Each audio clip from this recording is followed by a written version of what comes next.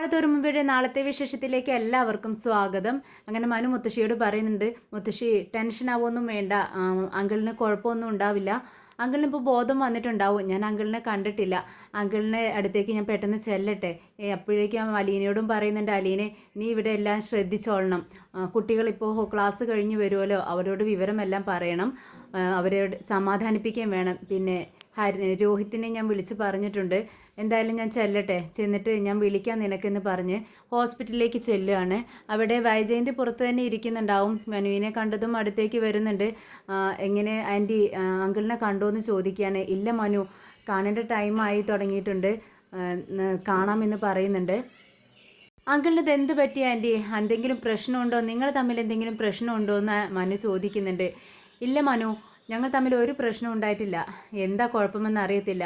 എന്തായാലും കുടിച്ച് പൂസായിട്ടല്ലേ ഇവിടെ എത്തിയിരിക്കുന്നത്. അതുകൊണ്ടാണ് ഇങ്ങനെയൊക്കെ സംഭവിച്ചത്. ഒരു ഇല്ലാതിരുന്ന മനുഷ്യനാ, അങ്ങനത്തെ ആൾക്കാണ് ഇതെല്ലാം വന്നിരിക്കുന്നത്. എന്തായാലും ഇതിനൊക്കെ കാരണക്കാരി അവളാ എന്ന് പറയുന്നുണ്ട്. അപ്പോഴും അലീനയാണ് വൈജയന്തി കുറ്റപ്പെടുത്തുന്നത്. അവൾ ഞങ്ങളുടെ കുടുംബത്തിൽ വന്നതിന് ശേഷമാണ് ഞങ്ങളുടെ വീട്ടിൽ ഓരോ പ്രശ്നങ്ങളും ഇങ്ങനെ ഉണ്ടായി തുടങ്ങിയത്. ആദ്യം ചെറിയ ചെറിയ വഴക്കുകളെ ഉണ്ടായി തുടങ്ങിയിരുന്നുള്ളൂ. പക്ഷേ ഇപ്പോൾ അതിലും വലിയ കാര്യങ്ങളാണ് നടന്നുകൊണ്ടിരിക്കുന്നത്. ഇത് കേട്ടതും മനുവിന് ഒട്ടും പിടിക്കുന്നില്ല. അലീനയുടെ കുറ്റം കൊണ്ടല്ല ഇതെല്ലാം സംഭവിച്ചതെന്ന് മനുവിന് നന്നായിട്ട് അറിയാം. പക്ഷെ വൈജയന്തിക്കും അറിയാം. എന്നാലും വൈജയന്തി മനഃപൂർവ്വം അലീനയെ ഇങ്ങനെ കുറ്റപ്പെടുത്തിക്കൊണ്ടിരിക്കുകയാണ്. അപ്പോഴേക്ക് നഴ്സ് വന്ന് ആർക്കെങ്കിലും ഒരാൾക്ക് കാണാമെന്ന് പറയുന്നുണ്ട്. അപ്പം മനു പറയുന്നുണ്ട്, ഞാൻ കാണാം ആൻറ്റി. ആൻറ്റി ഇവിടെ തന്നെ ഉണ്ടാവുമല്ലോ, ആൻറ്റിക്ക് ഇനിയും കാണാമല്ലോ എന്ന് പറയുന്നുണ്ട്. അപ്പോൾ മനു അകത്തേക്ക് കയറുകയാണ്. ബാലചന്ദ്രൻ ഇങ്ങനെ കണ്ണടച്ച് കിടക്കുന്നുണ്ട്. അങ്കിൾ എന്ന് വിളിക്കുന്നുണ്ട്. അങ്ങനെ ബാലചന്ദ്രൻ കണ്ണ് തുറന്ന് നോക്കുവാണ്. മനുവിനെ കാണുന്ന സമയത്ത് ബാലചന്ദ്രന് പ്രത്യേകിച്ച് ഭാവവ്യത്യാസങ്ങളൊന്നുമില്ല. അങ്കിൾ ഇപ്പോൾ എങ്ങനെയുണ്ട്, സുഖപ്പെട്ടു വരുന്നു എന്ന് ചോദിക്കുകയാണ്. അങ്ങനെ ഇരിക്കുന്നു എന്ന് പറയുന്നുണ്ട് ബാലചന്ദ്രൻ. അല്ല അങ്കിളിന് എന്ത് പറ്റി? എന്താ അങ്കിളുടെ ടെൻഷൻ? അങ്കിളിന് എന്താ പറ്റിയതെന്ന് വീണ്ടും ചോദിക്കുകയാണ് മനു.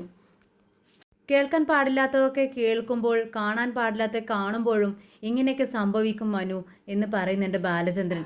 ഇത് കേട്ടിട്ട് മനു ചോദിക്കുന്നുണ്ട്, അതിനിപ്പോൾ ഇവിടെ എന്താ കേൾക്കാൻ പാടില്ലാത്തത് കേട്ടത്? അത് തന്നെയാണ് ഞാൻ ചോദിക്കുന്നത്. അങ്കിൾ പറ, എല്ലാത്തിനും ഒരു സൊല്യൂഷൻ ഉണ്ടാവുമല്ലോ എന്ന് ചോദിക്കുന്നുണ്ട്. ഇല്ല മനു, ഇതിനൊരു സൊല്യൂഷനും ഇല്ല. ശരി, അങ്കിളിന് എന്നോട് പറയാൻ ബുദ്ധിമുട്ടാണെങ്കിൽ ആൻറ്റിയോട് പറഞ്ഞാൽ മതി. ആൻറ്റി പുറത്ത് നിൽക്കുന്നുണ്ട്, അങ്കിളിനെ കാണണമെന്ന് പറഞ്ഞ് നിൽക്കുവാണ് എന്ന് പറയുമ്പോൾ ബാലചന്ദ്രൻ പറയുന്നുണ്ട്, വേണ്ട, എനിക്കാരെയും കാണണ്ട. കൈതക്കൽ മാളിക വീട്ടിൽ നിന്നും വരുന്ന ആരെയും എനിക്ക് കാണാൻ താല്പര്യമില്ല. കേട്ടതും മനുവിനാകെ ടെൻഷൻ ആവുന്നുണ്ട്. മനുവിന് മനസ്സിലാവുന്നുണ്ട് അലീന പറഞ്ഞതുപോലെ അങ്കിളിന് എന്തോ സംഭവിച്ചിട്ടുണ്ട്. കാര്യമായി തന്നെ അങ്കിളിന് എന്തോ മനസ്സിൽ വിഷമം തട്ടിയിട്ടുണ്ടെന്ന് മനുവിന് മനസ്സിലാവുകയാണ്. പിന്നീട് ബാലചന്ദ്രൻ മനുവിനോട് ചോദിക്കുന്നുണ്ട്, അല്ല മനു, അലീന എവിടെ എന്ന് ചോദിക്കുകയാണ്. അത് അലീന വീട്ടിലുണ്ട് അങ്കിൾ. ഇത്ര നേരം ഇവിടെ ഉണ്ടായിരുന്നു അങ്കിൾ. ഞാനാ അവളെ വീട്ടിലേക്ക് കൊണ്ടു ചെന്നാക്കിയത്. അവിടെ മുത്തശ്ശിയും കുട്ടികളൊക്കെ തനിച്ചല്ലേ, അതുകൊണ്ട് ഞാൻ അവളെ വീട്ടിലാക്കിയിട്ട് പോന്നു. പിന്നെ അങ്കിളിനെ അറിയാവോ, അങ്കിളിനെ ഹോസ്പിറ്റലിൽ എത്തിച്ചത് എല്ലാം അലീനയാ. അലീനയുടെ ഒരു മിടുക്ക് കൊണ്ടാട്ടോ അങ്കിളിനൊന്നും പറ്റാതിരുന്നത്. അങ്കിൾ ഇപ്പോൾ വീണ ഉടനെ തന്നെ അങ്കിളിന് CPR നൽകുകയും പെട്ടെന്ന് ഡോക്ടറെ വിളിച്ചു, ആംബുലൻസ് വിളിച്ചു. പെട്ടെന്ന് തന്നെ എല്ലാ കാര്യങ്ങളും അവൾ ചെയ്തു. എന്നിട്ട് എന്നെയും വിളിച്ച് പറഞ്ഞു. പെട്ടെന്ന് ഞാൻ ഹോസ്പിറ്റലിലെത്തി. അപ്പോഴേക്കും അലീന ഇങ്ങോട്ടേക്ക് കൊണ്ടുവന്നിട്ടുണ്ടായിരുന്നു. ഞാൻ വരുന്ന സമയത്ത് അവൾ പുറത്ത് ടെൻഷനോടെ നിൽക്കുമായിരുന്നു. ഞാനാ സമാധാനിപ്പിച്ച് വീട്ടിലേക്ക് പറഞ്ഞയച്ചത്. എനിക്കറിയാം അവൾ നല്ല കുട്ടിയാ എന്നിങ്ങനെ പറയുന്നുണ്ട് ബാലചന്ദ്രൻ. അങ്ങനെ മനു പുറത്തേക്ക് ഇറങ്ങുന്നുണ്ട്. പിന്നീട് ഡോക്ടേഴ്സ് ബാലചന്ദ്രൻ്റെ അടുത്തേക്ക് വരികയാണ്.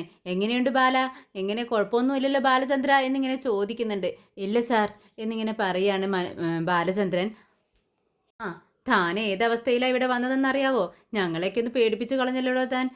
എന്തായാലും ഇപ്പോൾ ക്രിട്ടിക്കൽ സ്റ്റേജൊക്കെ കഴിഞ്ഞു കേട്ടോ, താനിനി പേടിക്കൊന്നും വേണ്ട എന്നിങ്ങനെ ഡോക്ടർ സമാധാനിപ്പിക്കുന്നുണ്ട്. ഹേയ്, അല്ലെങ്കിലും എനിക്ക് പേടിയൊന്നുമില്ല ഡോക്ടർ എന്നിങ്ങനെ പറയുകയാണ് ബാലചന്ദ്രൻ.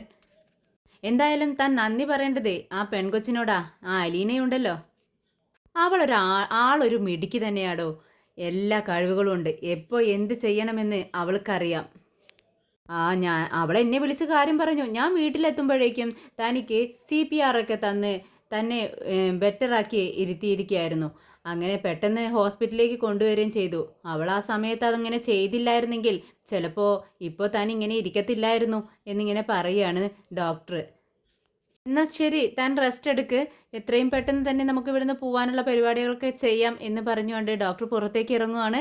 അപ്പോഴാണ് മനുവും വൈജയന്തിയും കൂടെ പുറത്തിരിക്കുന്നത് കാണുന്നത്. ഇപ്പോൾ എങ്ങനെയുണ്ട് ഡോക്ടർ എന്ന് ചോദിക്കുകയാണ് വൈജയന്തി. അപ്പോൾ ഡോക്ടർ പറയുന്നുണ്ട്, ഇപ്പോൾ കുഴപ്പമൊന്നുമില്ല, ബെറ്റർ ആയിട്ട് വരുന്നു ആള്. എന്തായാലും താൻ താങ്ക്സ് പറയേണ്ടത് ആ കുട്ടിയോടാ കേട്ടോ. എൻ്റെ ഡോഗിൻ്റെ കൂട്ടുകാരിയുണ്ടല്ലോ, എന്താ പേര് അവളുടെ, അലീന. ആ കൊച്ചിനോടാ നന്ദി പറയേണ്ടത്. അവളില്ലായിരുന്നു എന്നുണ്ടെങ്കിൽ ഇപ്പോൾ ബാലചന്ദ്രൻ ഈ അവസ്ഥയിലായിരിക്കത്തില്ല നമുക്ക് തിരിച്ചു കിട്ടുന്നത്. എന്തായാലും നിങ്ങൾ നന്ദി പറയേണ്ടത് ആ കൊച്ചിനോടാ എന്ന് പറയുകയാണ് ഡോക്ടർ. എന്നാൽ അലീനെക്കുറിച്ച് നല്ല വാക്കുകൾ ഇങ്ങനെ ഡോക്ടർ പറയുന്നത് കേട്ട് നമ്മുടെ വൈജയന്തിക്ക് ഒട്ടും പിടിക്കുന്നില്ല. വൈജയന്തി നമ്മുടെ മനുവിനോട് അവളുടെ കുറ്റം പറഞ്ഞുകൊണ്ടിരിക്കുമായിരുന്നല്ലോ. പെട്ടെന്നല്ലേ ഡോക്ടർ പറഞ്ഞ് നല്ലത് പറയുന്നത്. അത് വൈജയന്തിക്ക് ഒട്ടും ഇഷ്ടപ്പെടുന്നില്ല.